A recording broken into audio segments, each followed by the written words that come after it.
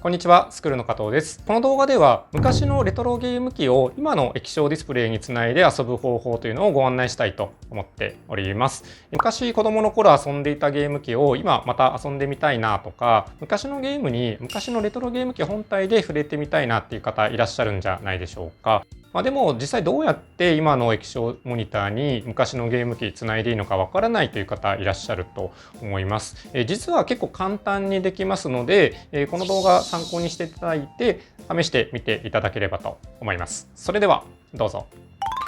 はい、それではレトロゲームを今の液晶のディスプレイで、プレイするにあたって必要なものを、ご案内していきたいと思います。まずはレトロゲーム機ですね。こちらはスーパーファミコンですね。やりたいソフトがありましたらそれに合わせてレトロゲーム機ご準備いただければと思います。少し注意点がありまして、例えばこちらは、スーパーファミコンの出力ケーブルなんですけれども、できればですねこの S 端子ケーブルご準備ください。こういうやつですね。見えますでしょうか。丸っこい端子ですね。アナログの出力ケーブルでもいいんですけれども、S 端子の方が、画像が綺麗なんですよ。今の大きめの液晶に映すということになると、昔と違って今画面大きくなってますので、少しでも綺麗な方が見栄えがいいと思いますので S 端子の方が圧倒的におすすめです。ただですね、ファミコンの場合は S 端子ケーブルが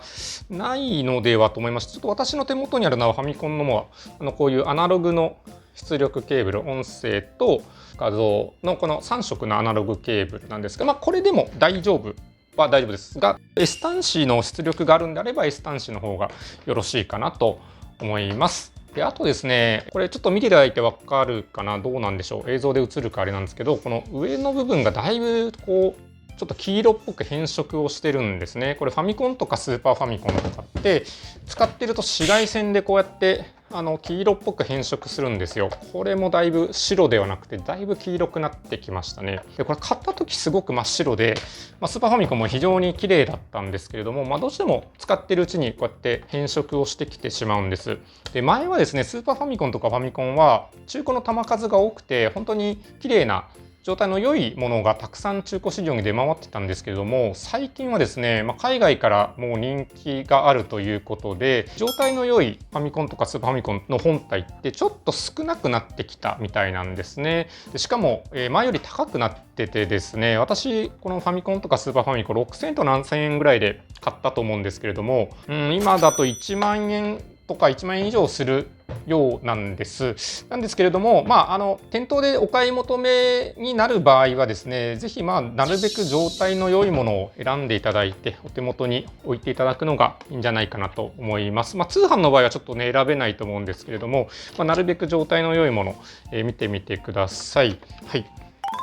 はい、続いてご紹介しますのは変換器ですね。コンバーターというものです。私が使っているのはこの Up Empire 2っていう、変換器なんですけれども、ゲーム機からの、音声出力ですとか映像出力をこちらに挿して、こっちですね。HDMI に変換してこちらを液晶モニターとつなぎます。これのいいところはですね、S 端子の入力があるっていうところですね。S 端子に対応してないものもありますので、その場合は S 端子ケーブル使えませんので、できれば S 端子使えるものが良いかと思います。で、これ非常に便利なんですけれども、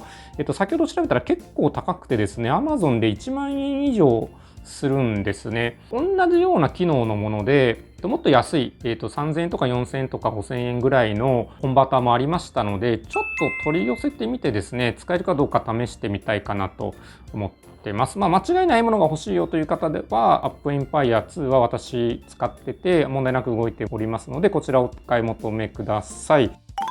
はい、続いて必要なものなんですけれども、モニターですね。液晶モニターが必要になりますのでご準備ください。で、液晶モニターはたまたま今こうやって大きなモニターで映しておりますけれども、こんな大きなのじゃなくても普通のパソコンの24インチのモニターとかでも大丈夫です。もちろんテレビでも大丈夫です。おすすめなのはですね、やっぱり大きなモニターって結構ねいいんですよ。昔レトロゲームってちっちゃなテレビで皆さんやっておられたんじゃないかと思うんですが、モニターが大きいとやっぱ迫力もあってゲームって面白いんですよね。なので、せっかくなんで大きなテレビとか大きなモニターある方はそっち使ってやってみていただくのがいいかなと思います。あとできればですね、音量調整ですね。ゲームやってると音量調整したくなると思うんですけれども、パソコンのモニターだとモニターの裏に音量調整ボタンついてたりすることが多いと思うんですが、若干ゲームしながらそれやるのめんどくさいので、リモコンで音量調整ができるとすごく便利なんですね。なんで最近のチューナーレステレビとかですね、ああいうものであれば安くて手元にリモコンがあって音量調整ができたりもしますし、僕が使ってるこのモニターはそうなんですけれども、リモコンがついていて音量調整したりできるものもありますので、そういったものをお使いいただくか、普通にテレビにつないでやってもいいんじゃないかなと思います。はい。というわけで HDMI の入力に対応しているモニターご準備ください。はい、それからですね、レトロゲームをするためには当然ですけれども、ゲームソフトが必要になります。ファミコンとかスーパーファミコンの場合はこういったカセットタイプのものですね。それからプレイステーションとかセガサターンであれば CD-ROM のようなタイプのものが必要になるんですけれども、中古ショップとか、ネットの方でも中古で安く買えますので、お気に入りのソフトある方は探してみてください。はい、それでは続いて接続方法を具体的に説明をしていきたいと思います。とっても簡単です。スーパーファミコンも例にご説明したいと思うんですけども、すでにつないでいる状態ですね。で、電源ケーブルがありまして、スイッチがもうすでに入っております。ソフトも、こんな感じで刺さっている状態ですね。で、こちらが、外部出力のケーブルでして、変換器に挿しています。S 端子ケーブルと音声の、赤と白のケーブルですね。それから変換器の方も電源が入ってまして、モニターと HDMI ケーブルでつないでいると。基本的にはこれだけでございます。これで、接続がちゃんとできていれば、こんな風にゲームがちゃんと映ります。ひょっとするとですね、ちゃんとつないだはずなんだけれども、ゲームがうまくモニターに映りませんという方いらっしゃるかもしれませんので、ちょっと念のため接続のチェックの仕方とか設定とか確認の方法を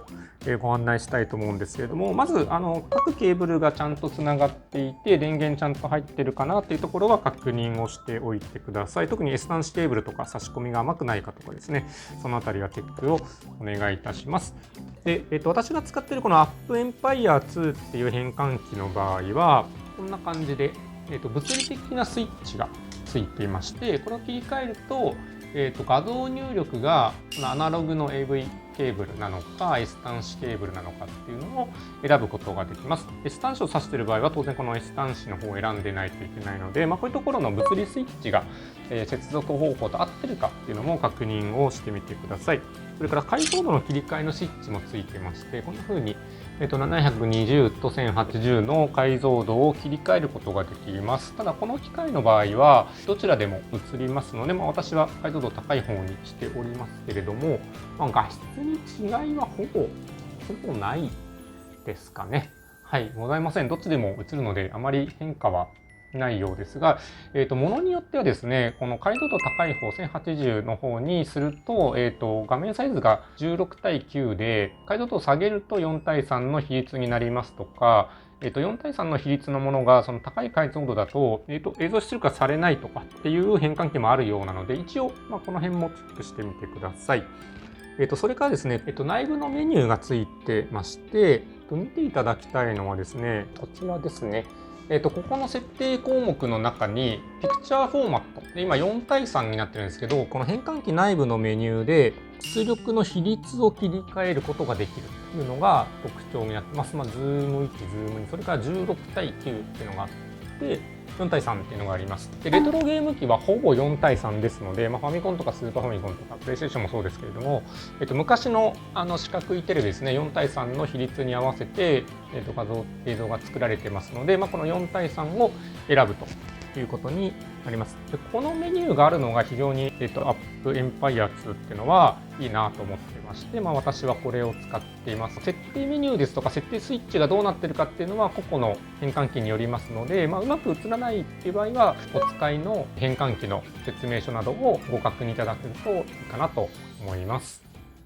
はい、ということで、レトロゲーム機を今の液晶モニターに移して遊ぶ方法ということについて、その接続方法ですとか必要な機器とかについてご説明いたしましたけれども、いかがでしたでしょうか。そんなに難しくないですよね。お金もそんなにかからないですし、非常に簡単なんじゃないかなと思います。昔子供の頃遊んでたようなゲームを今も大事に持ってますよっていう方だったりとか、昔のゲームに触れてみたいという方は、ぜひこの動画参考にしていただいて、レトロゲーム機、レトロゲームに触れてみていただければなと思います。面白いゲームたくさんありますので、ぜひぜひやってみてください。このチャンネルではこんな風にゲームに関する情報を分かりやすく皆様にお届けしてまいりますので、よろしければこの動画の高評価と、それからチャンネルの登録もしていただけると嬉しく思いますので、よろしくお願いいたします。最後までご覧いただきましてありがとうございました。